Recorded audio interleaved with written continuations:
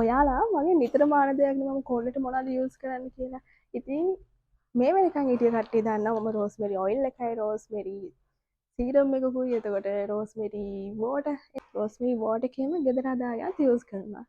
මට පෞද්ගලිකව ඔදම රෝස්මෙරි එක හොයාගන්න ගොඩක් අමාරුයි. මොකද මේ පැත්තේ කීල්ස් වල හැම එකකම නැහැ. හරිද? සමහරක් ඒවා තියෙන සමහරක් ඒවා නැහැ. එතකොට සෑහෙන්න හොයාගෙන ගිහිල්ලා තමයි පොඩි රෝස්මෙරි පැකට් එකක් හොයාගෙන එන්නේ. හරිද?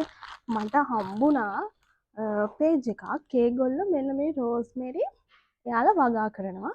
වගා කරලා තමයි විකුණන්නේ. මම මේකේ තියෙන විශේෂම දේ තමයි මේක මාර සුවදයි. හරිද? දැන් මම කීල්ස් එකෙන් ගේන පැකට් එකයි මේකයි බලපුවාම අර ඒකේ සුවදක් ඇත්තෙම නෑ. හරිද?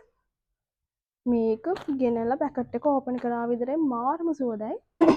මේක තේරෙනවා සුවදින්ම මේක ගොඩක් හොඳම රෝස්බෙරි එකක් කියලා.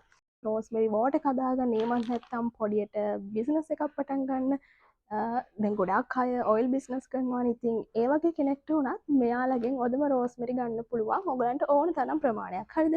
මම ඒගොල්ලන්ගේ ඩීටේල්ස් ටික දාලා තියන්නම්. ඉතින් මේ නම්බර් එකෙන් එයාලව කන්ටැක්ට් කරගන්න පුළුවන්. ඉතින් ඕගොල්ලන්ට ඔදම රෝස්මෙරි ගන්න ඕන නම් එයාලකින් ගන්න අනිවාර්යයෙන්ම මාව විශ්වාස කරලා. මොකද මේක ගොඩක් හොඳයි කියලා තේරෙනවා.